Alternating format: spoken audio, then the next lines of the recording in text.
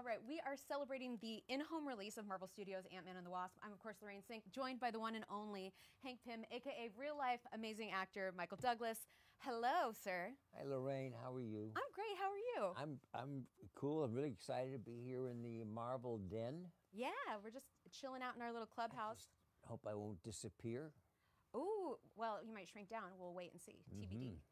But we have some amazing questions here from Facebook, from the fans. We're going to see what you can give us.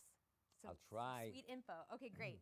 Our first fan question is, what about the character of Hank Pym drew you to the role?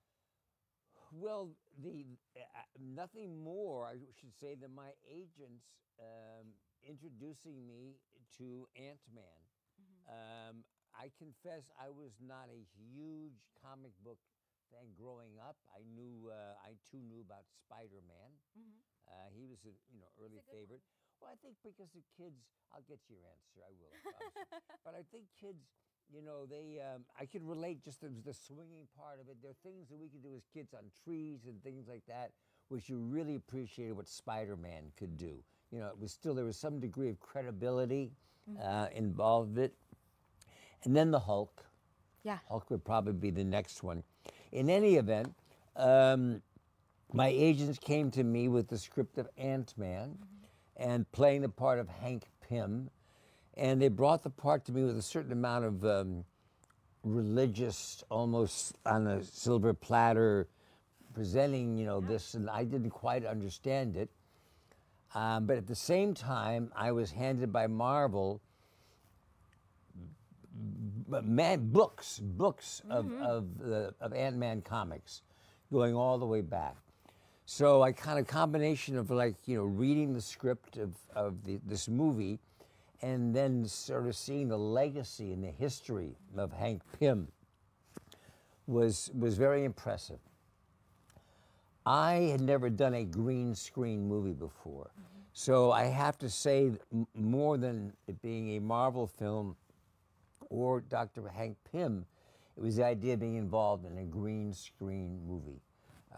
As you all know, because you guys are smarter than I am, on green screen, there's nothing there. Right, yeah. They put it all in afterwards. So it requires, I learned some really good acting because there is nothing there.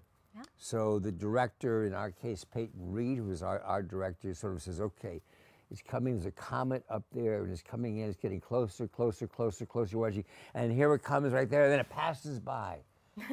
And you have to sort of, classic acting, kind of make believe. Anyway, I was honored eventually as I understood the legacy of Hank Pym, the story of Ant-Man and how he fitted in, Hank Pym with the other Avengers. And I'm very proud to be a part of this whole family. And I've had really, really a good time doing it. Well, speaking of having a good time doing it, I think there's no better question than, what was it like to work with the cast of Ant-Man and the Wasp? Based on the gag reel and outtakes and the bonus features, it looks like you guys had a good time. We did. We did. I mean, one of the joys of Ant-Man, I think, is probably the first of the Marvel series to really have a pretty good sense of humor. Oh, yeah. It sort of changed the tone of a lot of them, which have kind of followed us now, and they've all kind of changed.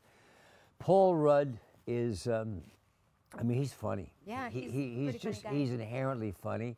He wrote the first one, had certain elements to deal with Ant-Man and the Wasp, our second one, and he is inherently just a really, really funny dude, and a sweetheart, just a sweetheart.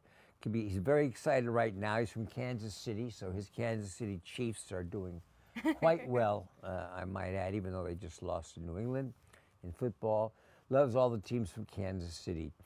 Evangeline Lilly is an excellent actress.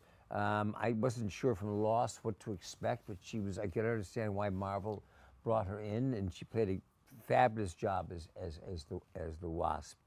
That was great. Larry Fishburne was a wonderful, wonderful addition on the Wasp. Yeah. Anna was great, and of course Michelle Pfeiffer.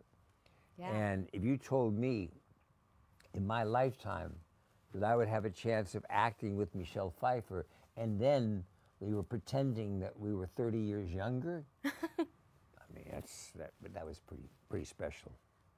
It was indeed special. In fact, someone said, I think that the CGI in Marvel movies is crazy good. When you finally saw the finished movie, was it weird to see a younger version of yourself? Oh yeah, I mean, well, on the throwback scenes, the way they do it is the special effects guys come in and they put these little black dots all over your face, little black dots. Little polka dot situation. Well, you know all this, yeah. You know. And then Michelle, in her case, Michelle Pfeiffer had the same thing. So I thought, oh, here I am going to get a chance to act with Michelle Pfeiffer. I'm looking at all I could look at her, all these little spots all over her face, just like she's looking at me. And yeah, and then, well, the whole thing is because you go to the movie with that audience that first time, and the way Marvel works, they work right up to the end. They're really good, but then they're dangerous. They'll do reshooting like on Ant-Man and the Wasp. They did 2 weeks of reshooting, like right up to the end. So when you go to the premiere of the movie, you're seeing it for the first time. And all those green screen scenes when you were all by yourself and there was nothing else around, and now you're seeing it just totally fulfilled. And then the joy of watching you and saying, maybe I can start a whole new career, all over. Just get some dots and yeah, just get some dots. There you go. And go on. So this has been a real, at a point in my career, I don't know how many movies I've done, 50, 60 movies. I'm celebrating my 50th year in the career. Congrats. Thank you. I never had done anything like this before, and I'm enjoying it. And I hope, based upon the success of Ant-Man and the Wasp, there may be another one. Well, I think that's perfect because a fan says they're excited to hear more about the new series that you have coming up with the amazing Alan Arkin. What can you tell us? I have a series that I'm doing called The Kaminsky Method with Alan Arkin as my co-star. And it's produced and created by Chuck Lorre. Now, I'm a huge Chuck Lorre fan going back to, well, Sybil, Dharma, and Greg, of course, 2.5 Men. But particularly, I spent all my time watching it, The Big Bang Theory, with my kids. So he's a really good comedy writer. And that show airs on Netflix starting November 16th. Well, there you go. And I hope you all enjoy it. I'm really proud of it. I think it's turned out we're getting some really good response. So we'll see. Well, when you watch a movie, say at your home, what is your favorite go-to movie snack? Popcorn. All right, you guys. Popcorn's always is the safest. It makes me, I mean, at an earlier age, I could junk it up pretty good. But now it's just a question of how much butter on the popcorn. All right. We have a question here from the fans saying, what deleted scenes will be included in the home release? What deleted scenes? Well, there could be a whole bunch involving Larry Fishburne and myself and Michelle. Well, you guys will have to go get yours so you can check it out. Yeah. Well, there you go. You guys go get your popcorn, and then you can watch the movie like Michael Douglas. Marvel Studios' Ant-Man and the Wasp is now available on digital, Blu-ray, and 4K Ultra HD. Thank you so much. My pleasure. This is Marvel, your universe.